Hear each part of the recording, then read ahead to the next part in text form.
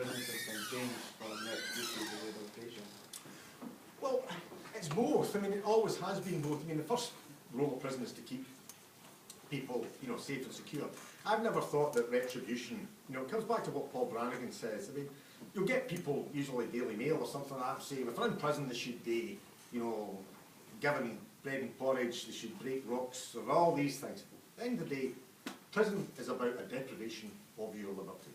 If you were in prison at the moment, you might be in a hall speaking to me, but you will not get that door unless the warder allows you.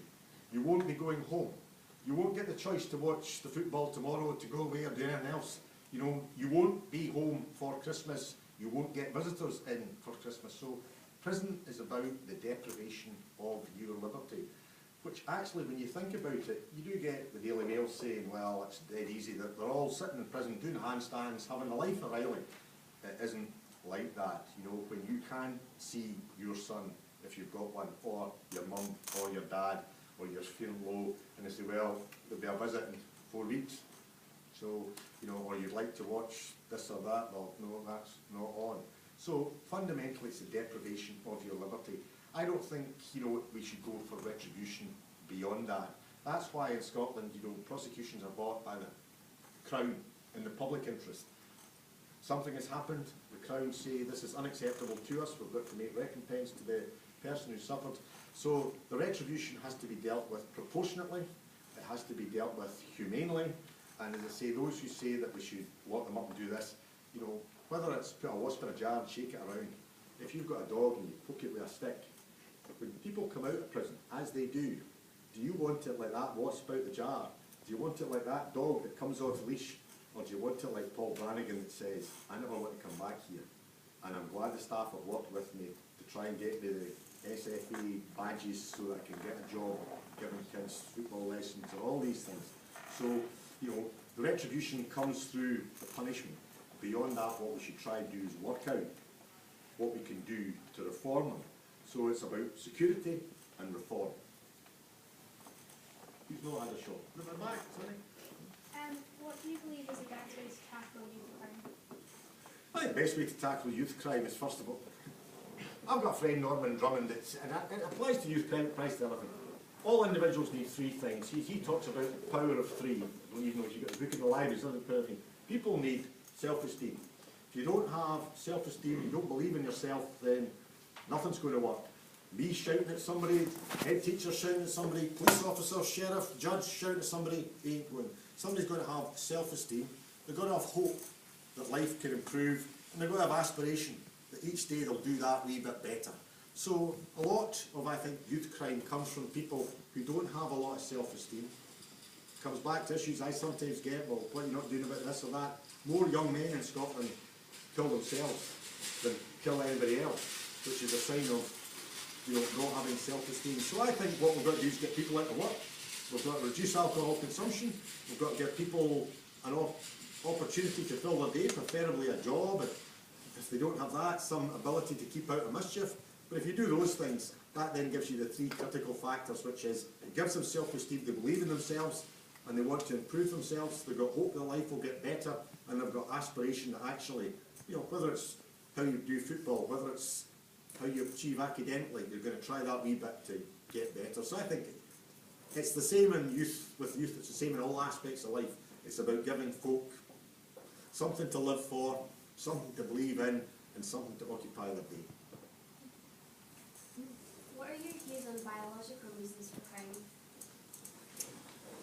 Oh, I mean, you mean in terms of genetics, or? Yeah, like are people born bad, or? No, I don't actually believe that. I believe, well, I suppose some of these things come down to moral more than scientific. I believe that everybody's got hope for redemption. There are, I think, some people who are psychopathic and sociopathic, and I think that's medical rather than, genetic. They're very few, but we do have people who are, I think that, they're sadly very few. Also probably ties in with, say, the borderline personality disorder. They tend to do things that get them into trouble, but they're no bad people. So other than those who are socio-psychopathic, who are very, very few, I actually think this is a choice that people make.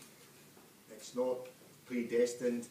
sometimes people will make the wrong choices through stupidity, through alcohol abuse, through pressures, but in the main, I think crime comes through circumstances as opposed to any biological or genetic programming. Earlier you said that knife crime is going down. Why do you think that is? Not one simple reason. I think, certainly tough laws, because the average sentence now, just for handling a knife, is actually up closer to an average of a year. And I think we've rammed it home that you carry a knife, it's going to be very, severe consequences. So there's tough laws, there's visible enforcement, because we've got lots of police officers out there and they do a lot of stop and search, and so people who were carrying a knife knew that they had a likelihood of getting caught. At one stage, if you didn't think you were going to get caught, then you could carry a knife. So visible enforcement, tough laws.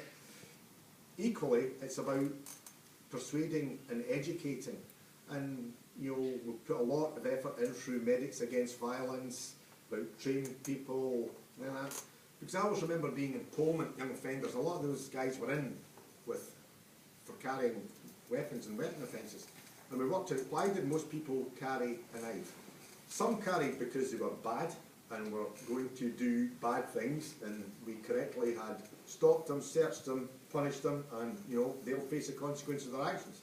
Some did it because they thought they looked tough and macho, and it was good to swagger about, say, look what I've got in my back pocket or in my bag. The majority carried a knife because they were scared. They were scared that somebody else was carrying a knife. You carried a knife because you thought he was carrying a knife. He carried a knife because he thought you was carrying a knife. And they were scared. We worked out that they were scared. Were they scared of getting caught? Aye. Were they scared of appearing before the sheriff and going to jail? Aye.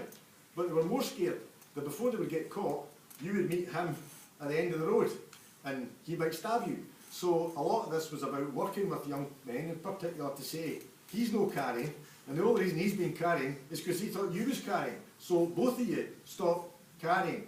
Does that mean we're going to deal with the people who are doing it out of badness or macho? No, they'll face the consequences of their action. But a lot of this was about working with youngsters and worked out, because we thought, let's get footballers in and say, don't carry a knife, son, or rock stars in. And actually we worked out that a lot of it was done through peer pressure, through people that probably you knew when you were first year, were the hard guys who were coming into school to say, look, I've done it, don't do it. They wouldn't listen to me, they wouldn't listen to Chief Constable anyway, but they'd listen to them. Equally, we had some other things. We recognised actually what also triggered with them was their mum. And I always remember we did adverts that probably passed and you wouldn't have seen them. But we did adverts, and I remember one that was very, very haunting. You start by seeing this cadaver, a body, and it's in a mortuary. And the guy walks forward and he says, I'm the mortician. It's really strange. And he says, I get the bodies ready so that mum can come in and give them a last farewell. And you could see folk beginning to greet.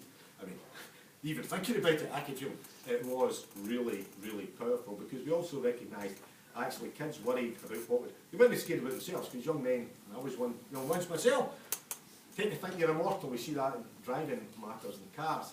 But it'll not happen to me, I'll not get stabbed, or I'll not be the one that stabs somebody and go to jail. But they're worried about their mum either having to visit them in jail or having to be in at that cadaver. So it was those three things: visible police presence, tough enforcement, and education, because the majority of people who carried knives in Scotland weren't bad. They were frightened and stupid. And I think we've managed to get a lot of the frightened and silly. We've got a lot of the bad, but I'm not going to deny there's probably still people carrying knives, whether in Edinburgh out there, but we are looking for them. And it's easier for the police if they know that, well, it's not likely to be the kids here, but we know who we're going to stop and search. So it's those reasons, a variety of factors. Law enforcement, because I got a lot of grief 6 years ago about tougher sentences, mandatory sentences. It was never going to work. It was all those three factors together. We'll make this the last question, if that's okay. What crimes are the youth most likely to commit, and why? Oh, I don't know. I don't know if I can answer this. I mean, it's more likely to be minor, trivial offences, because in the main, young people don't commit horrendous murders. I mean, they might be in the news. The main offences will be, malicious mischief, vandalism, you know, breach of the peace, just silly things coming around through boredom or being stupid or just sometimes showing off, and it's stopping that, you know. There will be a minority that are involved. There's been issues in the Portobello area with sheds, houses being broken into, sometimes it's been youngsters. My experience is usually egged on, you know, there's usually somebody older up the tree working with them. So in the main, youth crime comes down to it's unacceptable behaviour, but it's, you know, low-level, unacceptable behaviour that's gone beyond what can be dealt with in school, has to be dealt with by the authorities because it's happening in public or you've crossed a line, but it's not anything that we can roll back from, which is why the last thing we want to do is to give them a criminal record so that you can't get the job you want, you can't get into university, you can't do these things. So it's looking at how we stop people offending in the first place, how if they are on the cusp we roll them back, if they have committed an offence, is there anything we can do in a diversion matter that would, you know, not have it in a court situation. So it's to try to save people from themselves. Okay.